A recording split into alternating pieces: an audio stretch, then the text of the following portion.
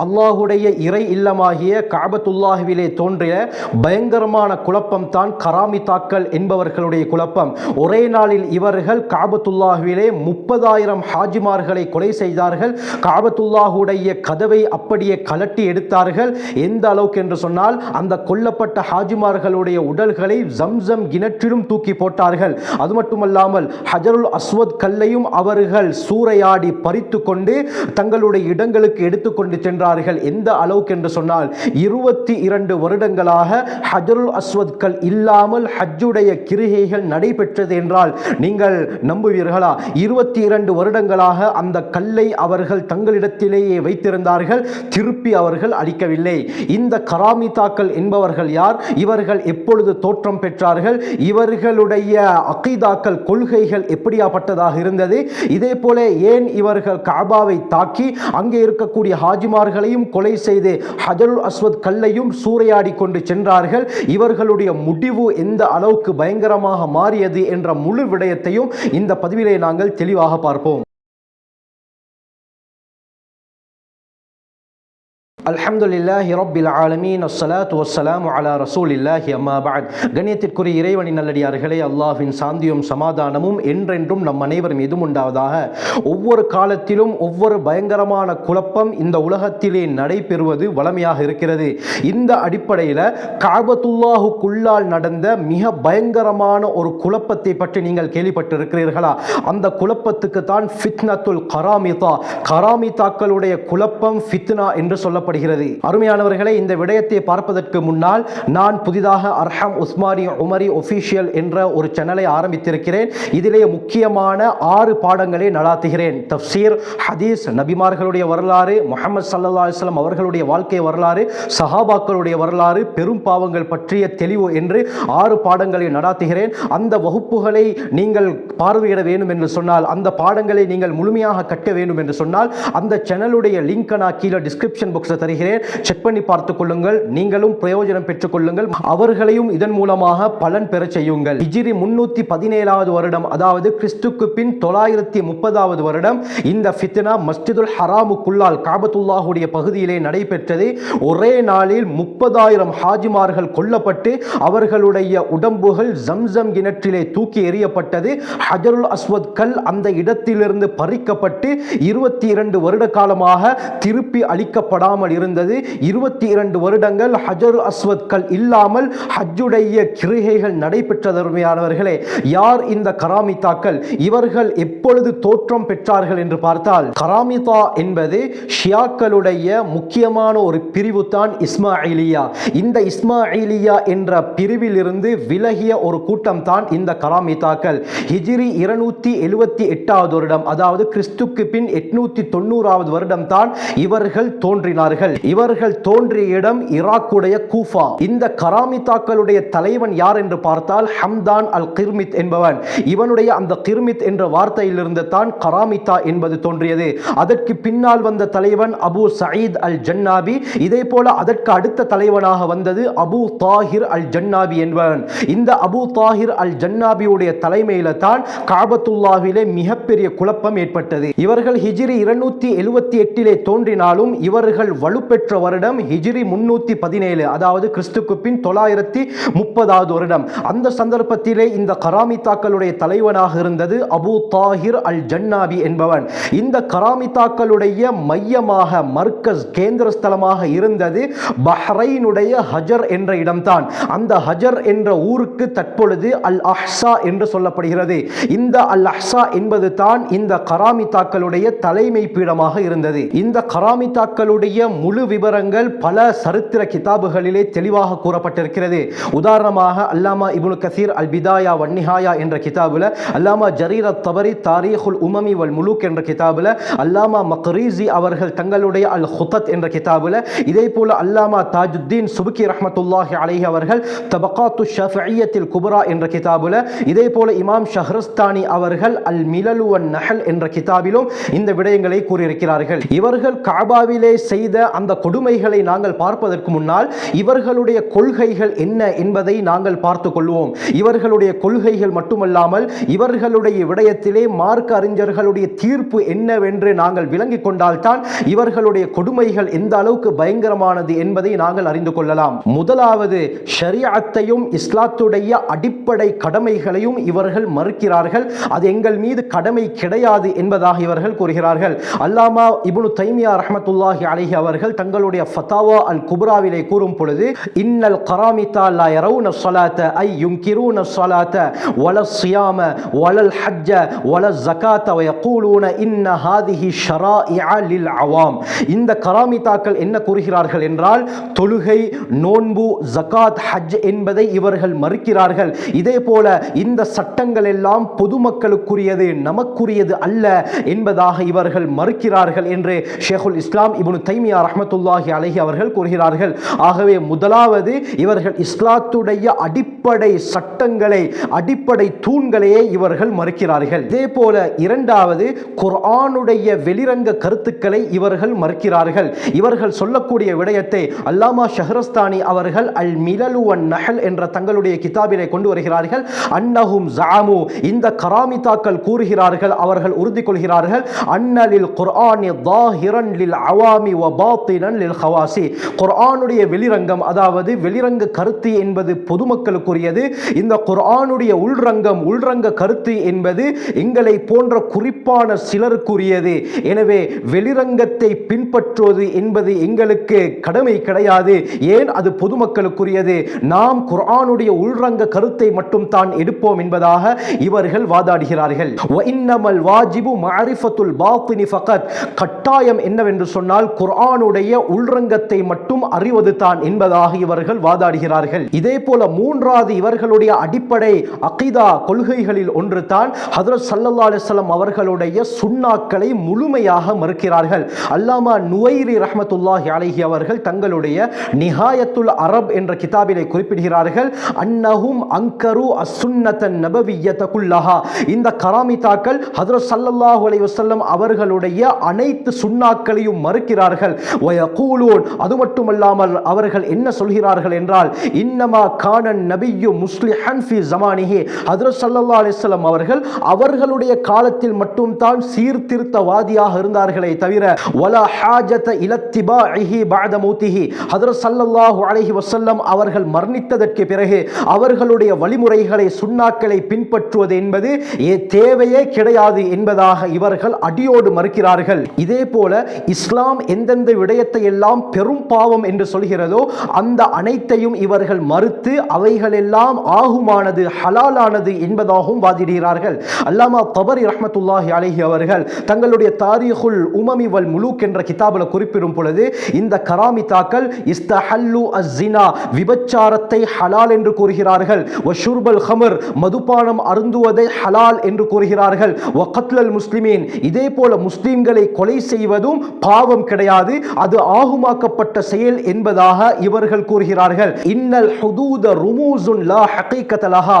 இஸ்லாத்திலே சொல்லப்பட்டிருக்கக்கூடிய அந்த குற்றவியல் தண்டனைகள் இருக்கிறதே, அது வெறுமனமே ஒரு அடையாளங்களே தவிர லா ஹகீகத லஹா, அதை நடைமுறைப்படுத்துவது என்பது அவசியம் கிடையாது என்பதாக இவர்கள் வாதிடுகிறார்கள். இதே போல இவர்களுடைய இமாமை இவர்கள் நபி அவர்களுடைய அந்தஸ்திலே வைக்கிறார்கள். இது ஷியாக்களுடைய மிக முக்கியமான ஒரு விடயம். இமாமியா என்று கூறுவார்கள். தங்களுடைய இமாம்களை தான் அவர்கள் பின்பற்றுவார்கள்.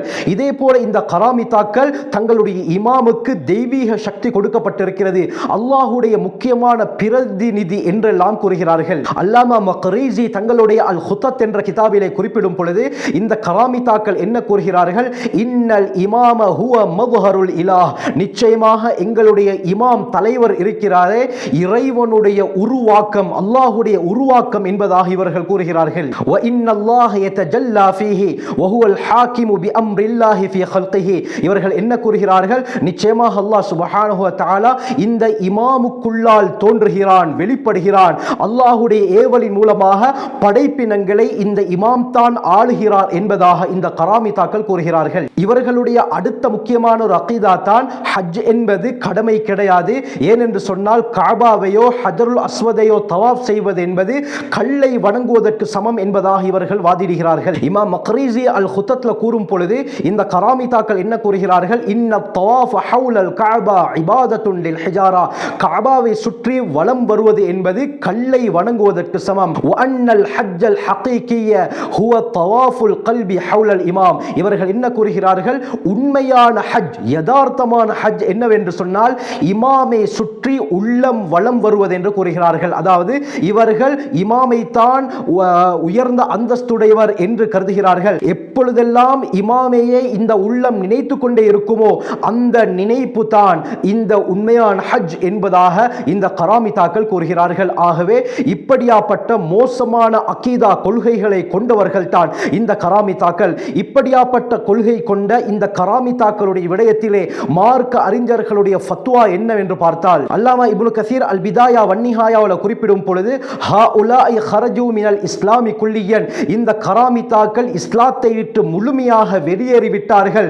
ஏன், லா யுமினூன பில்லாஹி வலா பிரசூலிஹி, அல்லாஹ்வை கொண்டும் இவர்கள் ஈமான் கொள்ள மாட்டார்கள், முஹம்மது ஸல்லல்லாஹு அலைஹி வஸல்லம் அவர்களை கொண்டும் இவர்கள் ஈமான் கொள்ள மாட்டார்கள். எனவே இவர்கள் இஸ்லாத்தை விட்டு முழுமையாக வெளியேறி விட்டார்கள் என்பதாக இப்னு கஸீர் ரஹ்மத்துல்லாஹி அலைஹி கூறுகிறார்கள். இதே போல ஷேகுல் இஸ்லாம் இப்னு தைமியா ரஹ்மத்துல்லாஹி அலைஹி அவர்கள் கூறும் பொழுது, அல் கராமிதா மன் அக்ஃபருல் ஹல்க், இந்த கராமிதாக்கள் படைப்பினங்களிலே மிக மிக இறை மறுப்பாளர்களாக இருந்தார்கள். அது மட்டுமல்ல, அக்ஃபரு மினல் யஹூதி வன் நஸாரா, யூத கிறிஸ்தவர்களை விட இவர்கள் மிக பயங்கரமான இறை மறுப்பாளர்கள், காஃபிர்கள் என்பதாக இப்னு தைமியா ரஹ்மத்துல்லாஹி அலைஹி கூறுகிறார்கள். இதே போல வமினல் மஜூஸ் வல் வஸனியீன், சிலை வணங்கக்கூடிய நெருப்பு வணங்கிகளை விட இவர்கள் பயங்கரமான காஃபிர்கள் என்பதாக இப்னு தைமியா ரஹ்மத்துல்லாஹி அலைஹி அவர்கள் கூறுகிறார்கள். பல் மின் குல்லி முஷ்ரிகின், சொல்லிவிட்டவர்கள் கூறுகிறார்கள், இல்லை இல்லை, இந்த உலகத்தில் இருக்கக்கூடிய அனைத்து இறை நிராகரிப்பாளர்களை விடவும்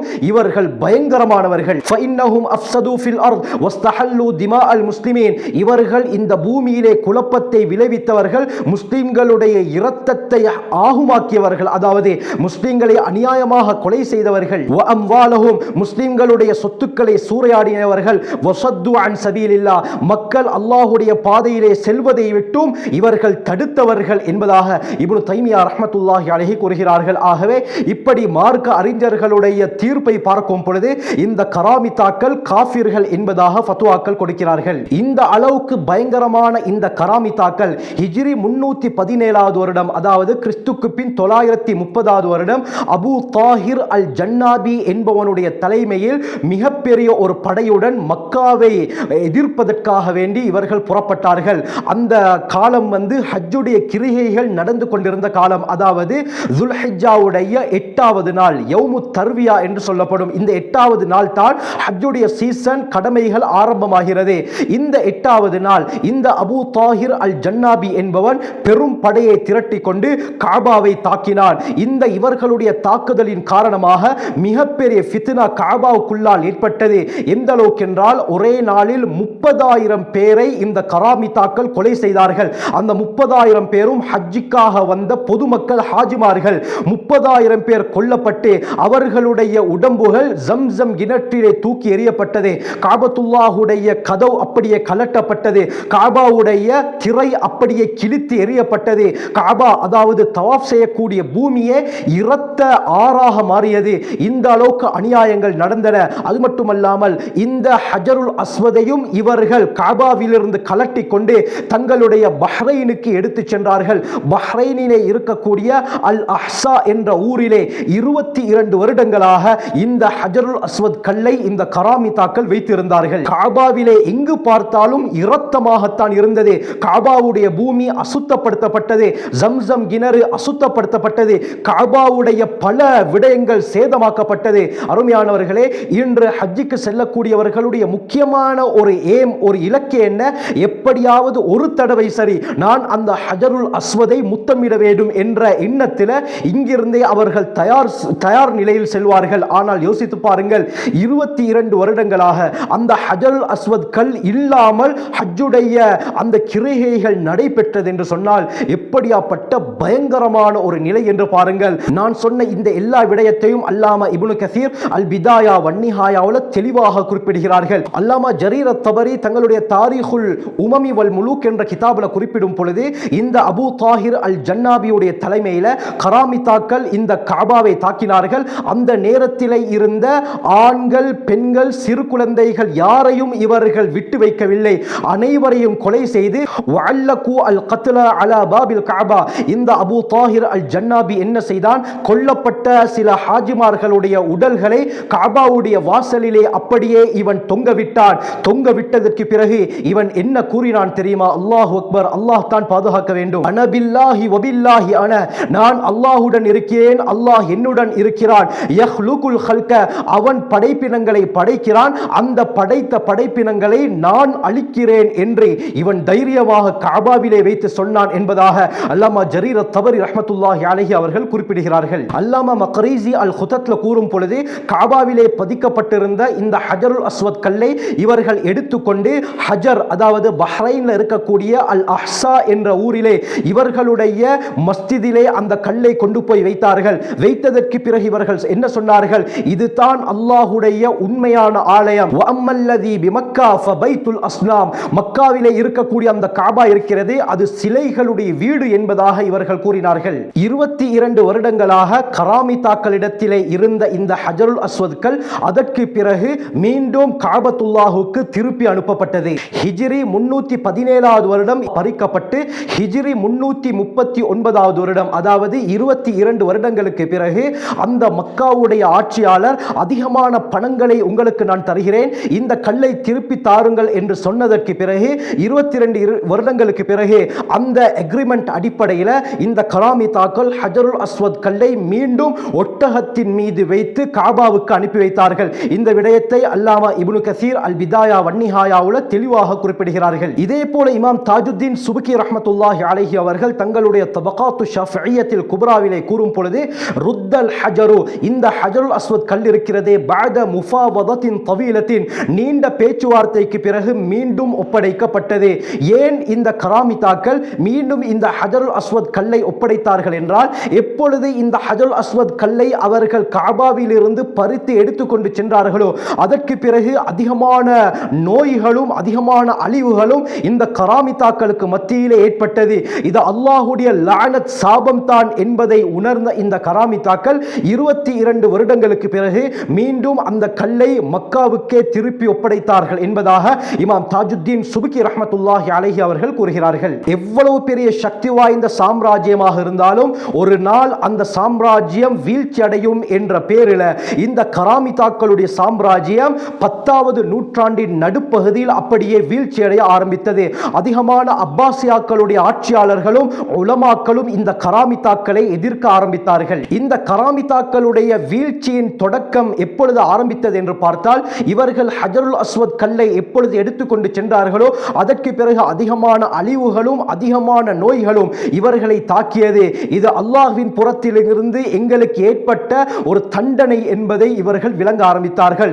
இதே போல இவர்கள் இந்த ஃபித்னாவை, இந்த காபத்துல்லாஹ்விலே இந்த குழப்பத்தை செய்ததற்கு பிறகு அரபு நாடுகள் எல்லாம் இவர்களோடு இருந்த அந்த பொருளாதார ஒப்பந்தத்தையும் இவர்களோடு இருந்த அந்த வணிக தொடர்புகளையும் முற்றோடு நிறுத்திவிட்டார்கள். இனி யாரும் இவர்களோடு எந்த விதமான உறவும் வைத்துக் கொள்ள கூடாது என்று சொன்னதும் இதனால் இவர்களுடைய அந்த ஆதிக்கம் வீழ்ச்சி அடைய ஆரம்பித்தது. மூன்றாவது ஒரு காரணம், எந்த காரணத்தாலும் இவர்கள் இனிமே மக்காவுக்கு ஹஜ் செய்வதற்கு வரவே கூடாது என்பதாக அப்பொழுது இருந்த அரபு நாடுகளும் இவர்களுக்கு இந்த தடையை விதித்தார்கள். எனவே இதுதான் இவர்கள் வீழ்ச்சி அடைய ஆரம்பமான விதம். இந்த கராமித்தாக்களுடன் அப்பாசிய ஆட்சியாளர்கள் பல யுத்தங்களை மேற்கொண்டார்கள், பல படையெடுப்புகளை நிகழ்த்தினார்கள். அந்த அடிப்படையில் அல் முத்தி பில்லா என்று சொல்லப்படக்கூடிய அப்பாசியாக்களுடைய ஹலீஃபா பஹ்ரைனை நோக்கி பெரும் படையை திரட்டி கொண்டு சென்று இவர்களுடைய அல் அஹ்ஸா என்ற ஊரை தாக்கினார். இது ஹிஜ்ரி 327வது வருடம் நடந்தது.